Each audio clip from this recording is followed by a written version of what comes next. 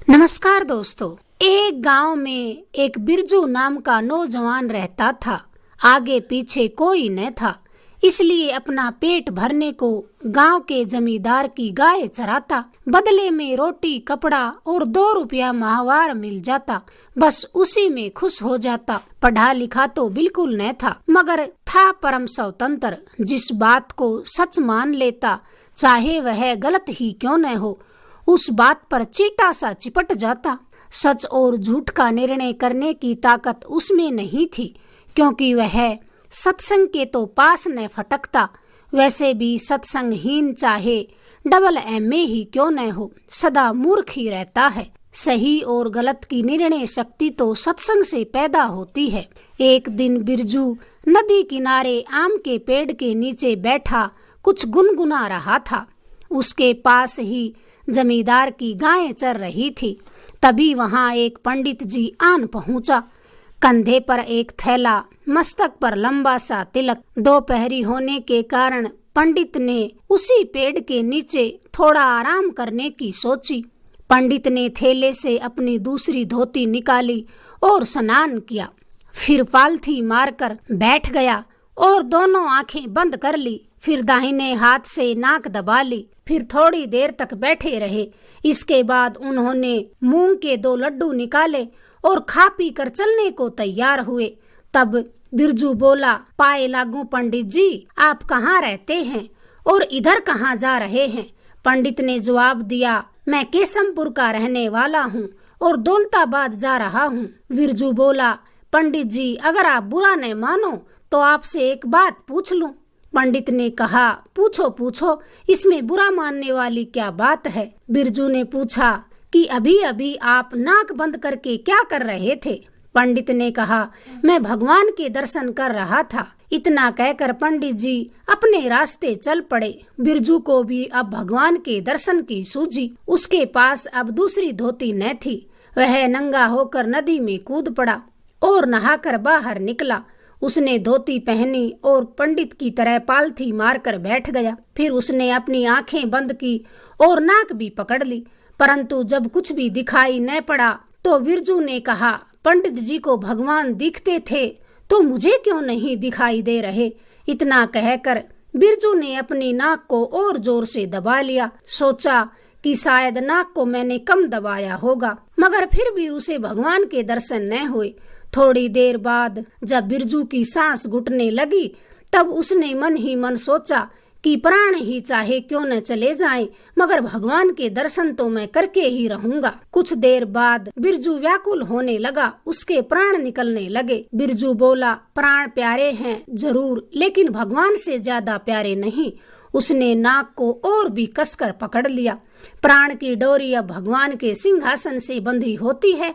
चूंकि प्राण का रूप सांप जैसा है, इसलिए समस्त सांपों के यानी समस्त प्राणी के समूह शेष नाग पर भगवान विष्णु जी सदा विराजमान रहते ही हैं। बिरजू के प्राण का खटका सिंहासन पर जा पहुंचा।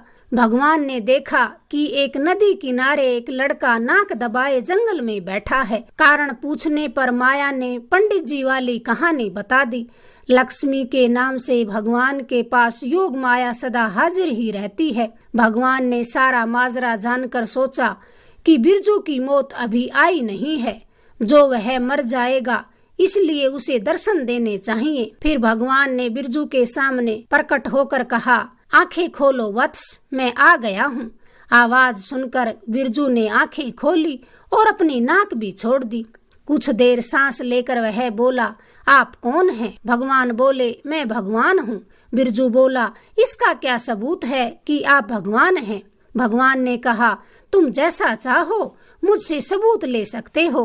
बिरजू कहने लगा, मैं उन पंडित जी को बुलाए लाता हूँ। अभी वे बहुत दूर नहीं गए होंगे। अगर पंडित जी ने कह दिया कि तुम ही भगवान हो तो मैं मान लूंगा, क्योंकि उन्होंने तो भगवान देखे हैं, मैंने तो कभी भगवान को देखा नहीं है।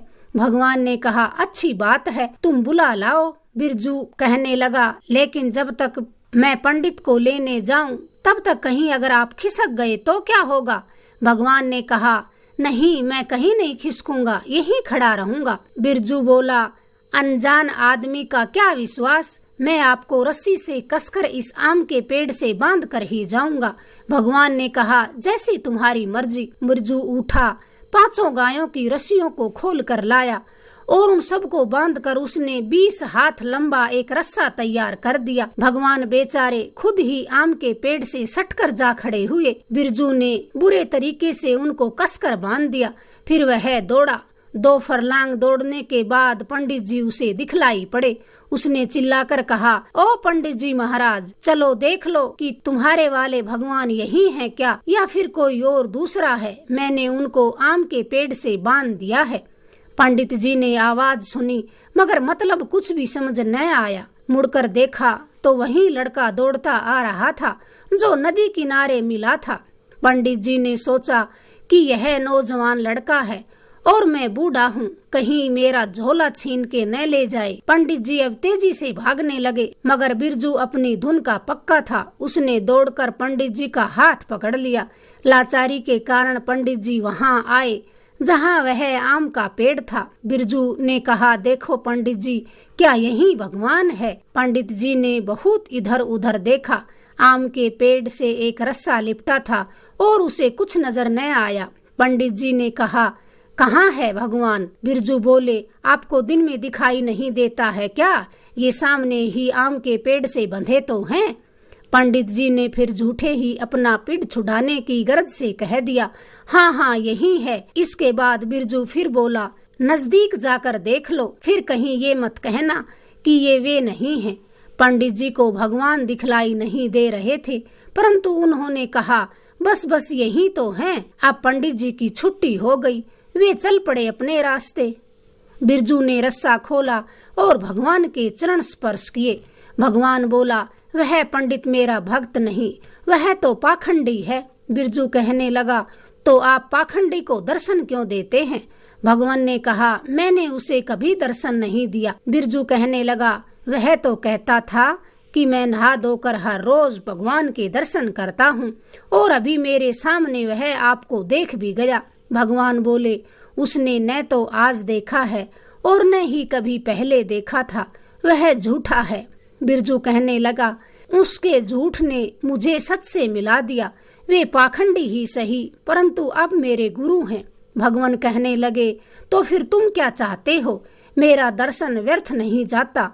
बिरजू कहने लगा, मैं चाहता हूँ कि जब भी मैं नहा धोकर नाक को पकड़कर बैठूं तब आपके दर्शन करूं। भगवान ने कहा, ऐसा ही होगा। फिर बिरजू ने कहा, एक वरदान आपने अपनी खुशी से मुझे दे दिया, अब एक वरदान मेरे मांगने से भी दे दीजिए। भगवान ने कहा, मांगो, क्या चाहते हो? बिरजू बोला, जब पंडित जी नाक बंद किया करे तब उनको भी दर्शन दिया करे। भगवान कहने लगे, तब तो वह भी सुधर जाएगा, क्योंकि मेरा दर्शन पाने वाला मिथ्याचारी नहीं रह सकता। बिरजू, तुम धन्य हो, तुमने अपने गुरु का उद्धार किया और अपना भी उद्धार किया है। गुरु ही चेले का उद्धार करते हैं, पर आज चेले ने गुरु का उद्धार कर दिया। लगभग 1 साल बाद फिर वही पंडित उसी रास्ते से निकले। बिरजू पहले की तरह जमींदार की गायें चरा रहा था। जब दोनों ने एक दूसरे को देखा तब बिरजू बोला, गुरुजी प्रणाम। पंडित जी बोले, गुरुजी प्रणाम। बिरजू बोले, आप मेरे गुरु हैं, क्योंकि आपने मुझे भगवान से मिलाया है। पंडित कहने लगा, आप मेरे गुरु हैं, क्योंकि आपने मुझे भगवान से मिलाया है। बिरजू कहने लगा, मैं तो अहीर हूँ और आप ब्राह्मण हैं। पंडित कहने लगा, आप ही ब्राह्मण हैं और मैं अहीर हूँ। बिरजू, मैं मूढ़ था, आपने मुझे पंडित बना दिया। फिर पंडित बोला, मैं पाखंडी था, आपने मुझे भक्त बना दिया। बिरजू कहने लगा, जो हुआ सो हुआ, हम दोनों के गुरु हुए और दोनों के चेले हुए। पंडित फिर कहने लगा, मैंने यजमानी का पेशा छोड़ दिया, तुम भी गाय चराने का पेशा छोड़ दो। बिरजू कहने लगा, तो फिर क्या करेंगे? पंडित कहने लगे, द्वार द्वार पर राम नाम का प्रचार करेंगे। तुम बजाया करना बंजड़ी और मैं बजाया करूंगा मंजीरा। राम नाम के पवित्र जल में खुद भी नहाया करेंगे और संसार को भी नहलाया करेंगे। उसके बाद फिर दोनों गुरु गुरु, दोनों चेले चेले द्वार द्वार पर भगवान का भजन गाने लगे और अपने में मस्त रह करके सुनने वालों को भी मस्त करने लगे। अगर आपको ये कहानी पसंद आई, प्लीज हमारे चैनल को लाइक करें, शेयर करें, सब्सक्राइब करें। धन्यवाद दोस्तों।